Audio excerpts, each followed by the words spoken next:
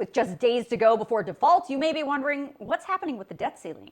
Well, tomorrow's meeting between the House and Senate leaders and the White House just got postponed. But there is some progress to tell you about. So before I tell you about that, you need to know today, Treasury Secretary Janet Yellen issued another dire warning saying if the U.S. defaults on its debt, it would cause an economic and financial catastrophe. The Treasury Secretary says a default on U.S. debt could come as soon as June 1st for the first time in U.S. history if Congress doesn't raise or suspend the debt ceiling. Again, raising or suspending the debt ceiling does not give Congress a blank check to just go out on a spending spree.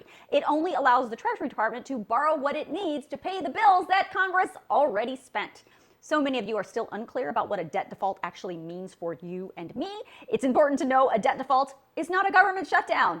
It's way worse. I just posted another video about the consequences. It's posted right after this one on my feed.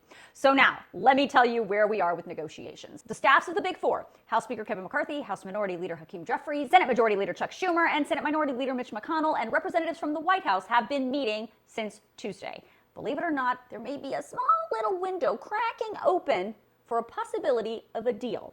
The White House representatives have been discussing dozens of categories of potential spending cuts in the budget. Now, that's exactly what Republicans ultimately want, spending cuts. But like in any negotiation, they are not going to get everything they want. But it seems through these negotiations, there are some places where Democrats and Republicans can come together. Places like capping future spending, permitting reform, and clawing back some unused COVID-19 money. However, the White House has also issued red lines of what they will not cut. That includes things like any aspect of the Inflation Reduction Act, which includes those green energy tax credits and billions of dollars for the IRS. They will not allow the defunding of the student loan forgiveness program, even though that program is still held up by the Supreme Court. We still don't have an answer on that.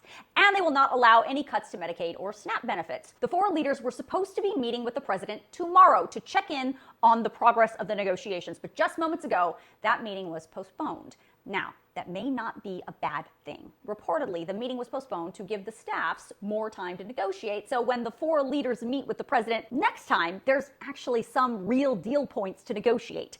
That meeting could be rescheduled for early next week. Now, this is not over, but time is ticking. There are only a few working days left before the U.S. could default on its debt.